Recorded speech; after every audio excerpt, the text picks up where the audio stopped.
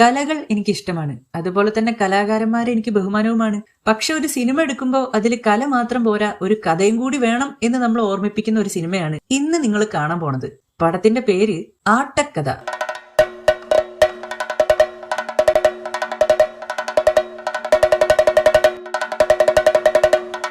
Starring തജ്ജം തകജം തജ്ജം തകജം.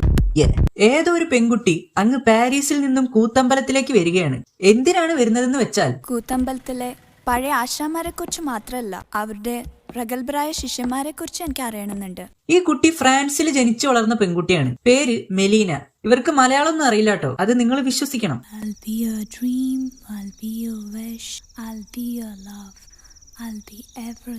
മതി മതി, നിങ്ങൾ സായിപ്പന്നെ സമ്മതിച്ചു.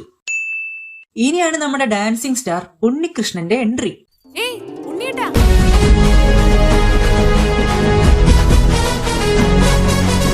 ഉണ്ണിയേട്ടൻ ഒരു കഥകളിക്കാരനാണ്. എന്താ സേതു, എങ്ങനെ ഉണ്ടായിരുന്നു പ്ലാമന്തോളിലെ കളി? ഈ സേതുവിന് ഉണ്ണിയേട്ടന് വലിയ കാര്യമാണ് കേട്ടോ.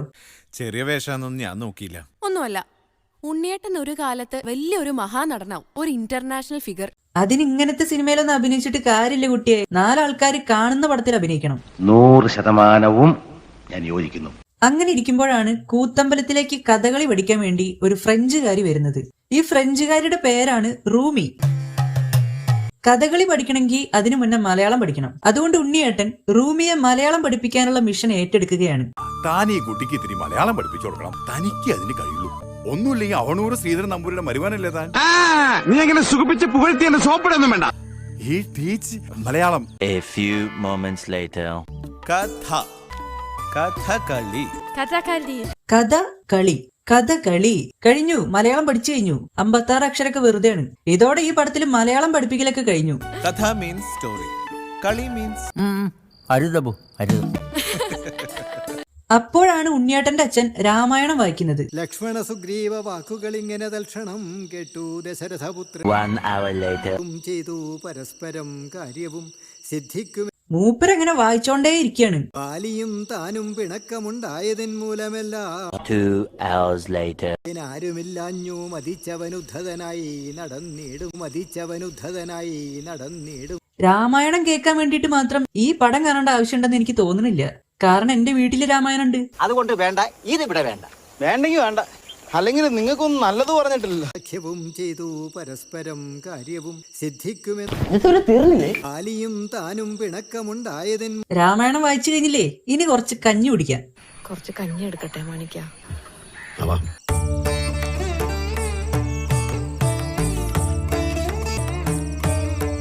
കഞ്ഞി കുടിക്കുന്നത് അവരാണെങ്കിലും വയറു നിറഞ്ഞത് എന്റെയാണ്. കാരണം ഈ കഞ്ഞി കുടിക്കുന്നത് മൊത്തം ഇവർ അതേപടി എടുത്തു വെച്ചിരിക്കുകയാണ്. കഞ്ഞി കുടിച്ചോണ്ടിരിക്കുമ്പോഴാണ് ആരോ കിടന്ന് അലറണത്. ആരാണ് അലറണത് എന്നറിയാൻ നിങ്ങൾക്ക് ആകാംക്ഷ ഉണ്ടാവില്ലേ? എന്നാലും ഞാൻ പറഞ്ഞുതരാം. അലറുന്ന ആളാണ് ഉണ്ണിയുടെ അപ്പൻ. അപ്പൊ ഈ കഞ്ഞി കുടിക്കുന്ന ആളോ, അത് ഉണ്ണിയുടെ അച്ഛൻ. ഒന്നും അങ്ങോട്ട് മനസ്സിലായില്ല അല്ലെ? എനിക്കും കറക്റ്റായിട്ട് മനസ്സിലായിട്ടില്ല. ഈ പടത്തിൽ ഇങ്ങനെയൊക്കെയാണ്. ഇതിനെപ്പറ്റിയുള്ള വലിയ അനാലിസിസിലേക്കൊന്നും ഞാൻ കടക്കണില്ല, വയ്യ. അതുകൊണ്ടാ. അത് വിട്. സകല വാദ്യോപകരണങ്ങളും ഈ സിനിമയിൽ വരുന്നുണ്ട് കേട്ടോ. ഓടക്കുഴൽ, വയലിൻ, ചെണ്ട, വീണ. ചില സീനിലൊക്കെ മ്യൂസിക് ഡയറക്ടർ ശ്രുതി ബോക്സ് ഓണാക്കി വെച്ചിട്ട് എങ്ങോട്ടോ പോയേക്കാണ്.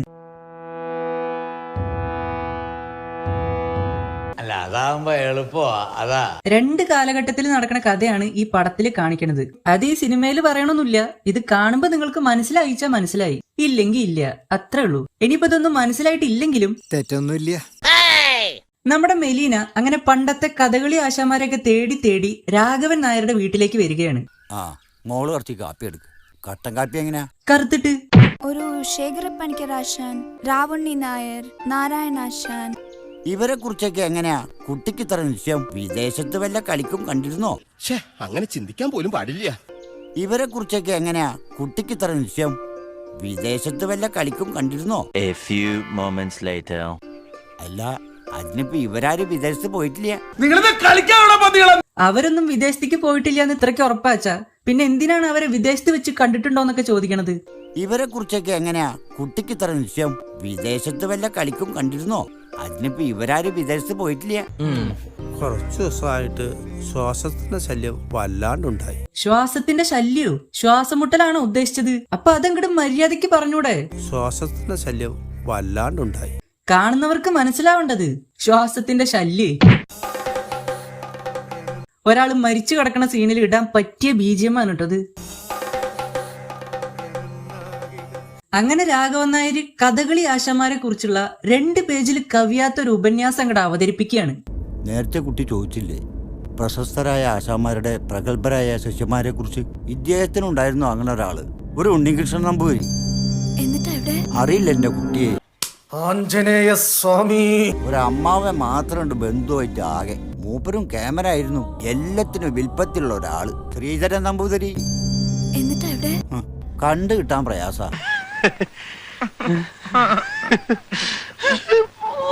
ഇന്ന് ഇവിടെ വെച്ചാ നാളെ ഹിമാലയത്തിലാ, മറ്റന്നാൾ USA ആണെങ്കിൽ പിറ്റന്നാൾ അമേരിക്കയിലെ വാഷിംഗ് മെഷീനിൽ. അതിന്റെ അടുത്ത ദിവസം മധുരയിലോ കാഞ്ചീപുരത്തോ ഉടുപ്പിയിലോ. കുട്ടിക്കറിയോ? അറിയാത്തോണ്ടാണല്ലോ അവര് നിങ്ങളോട് ചോദിച്ചത്. കണ്ടു കിട്ടാൻ പ്രയാസ. നിലവിലപ്പ ആരും ഇല്ല, അതാണ് സത്യം. അതങ്ങോട്ട് പറഞ്ഞാ പോരെ. ഇത് സമയം കളയാൻ വേണ്ടിട്ട് ചപ്പാത്തി പരത്തണ പോലെ ഇരുന്ന് പരത്തുകയാണ്. ശേഖരപ്പണിക്കരാശാന്റെ അത്ര വൃത്തിയായിട്ട് ഏകലോചന ആടുന്ന ഒരൊറ്റ ആളെ ഉണ്ടായിരുന്നുള്ളൂ, ഈ ഉണ്ണികൃഷ്ണൻ നമ്പൂതിരി. ഇനി കുറച്ച് കഥകളിയാവാം.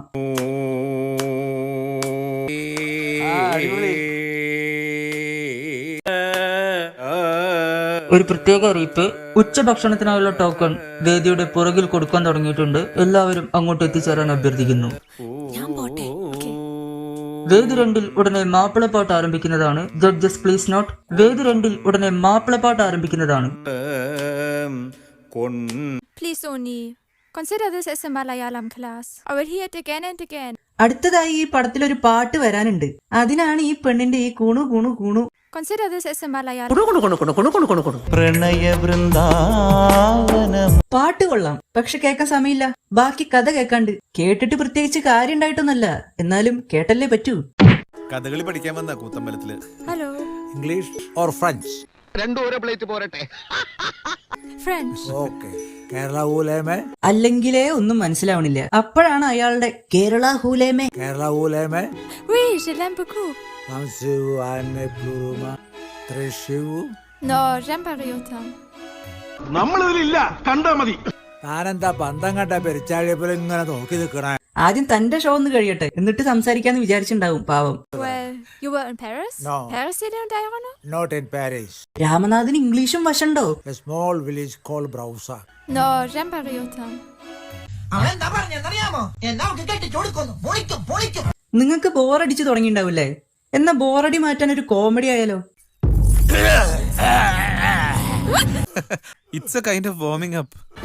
Feel anything? No. എന്നാ പിന്നെ നീ ഇത് പിടി മോനെ.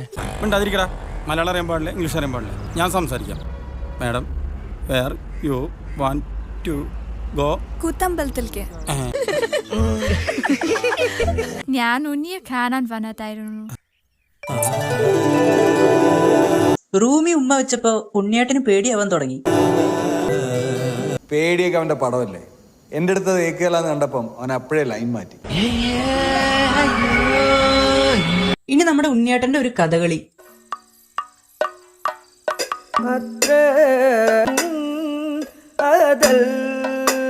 1 hour later.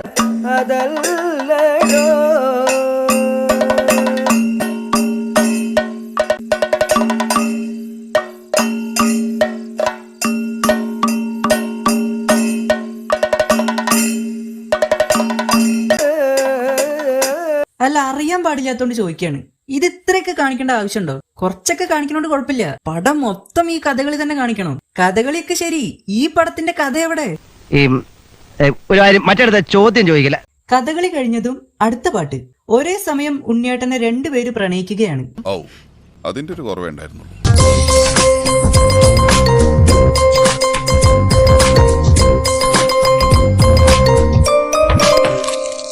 ഇനി നമുക്ക് റൂമിയുടെ അരങ്ങേറ്റം കണ്ടാലോ? കണ്ടതാ. A A few moments later.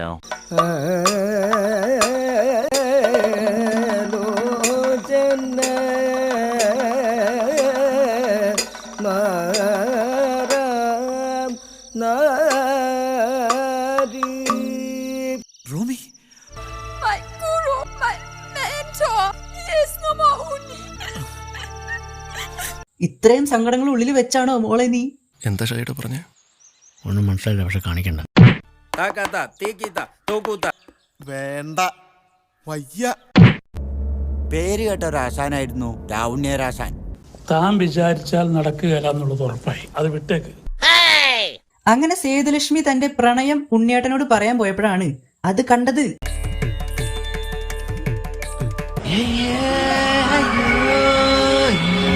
വാതില് തുറന്നിട്ടിട്ടാണ് ഇയാളുടെ അരങ്ങേറ്റം, അതും കൂത്തമ്പലത്തിൽ വെച്ചിട്ട്.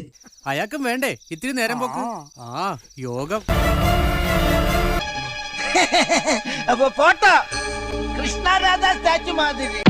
അങ്ങനെ റൂമിയെ ഉണ്ണിയേട്ടൻ അയാളുടെ വീട്ടിലേക്ക് കൊണ്ടുപോവുകയാണ്. എന്നിട്ട് റൂമിയെ അയാൾ അവിടുത്തെ പത്തായപ്പുരയിൽ താമസിപ്പിക്കും. ഈ പടം കണ്ടിട്ട് ഉറങ്ങിപ്പോയവരൊക്കെ ഉണർത്താൻ വേണ്ടി സംവിധായകൻ ഇടയ്ക്കിടയ്ക്ക് അലറുന്ന സൗണ്ട് സെറ്റാക്കി വെച്ചിട്ടുണ്ട് കേട്ടോ. എവിടെയാ ഉണ്ണി? പത്തായപ്പുരയിൽ ഉപ്മാവ് കൊണ്ടുകൊടുക്കാൻ പോയതാ. പതുക്കെ തൊണ്ടയ്ക്ക് പിടിച്ചു. അങ്ങനെ പത്തായപ്പുരയിലെ റൂമിക്ക് ഉപ്മാവ് കൊടുക്കാൻ പോയ ഉണ്ണിയേട്ടൻ പാട്ടുകൂത്തുമായിട്ട് അവിടെ തന്നെ കൂടി. ഈ ഇടയ്ക്കൊന്നും വെള്ളം കണ്ടിട്ടില്ലെന്നാ തോന്നുന്നത്.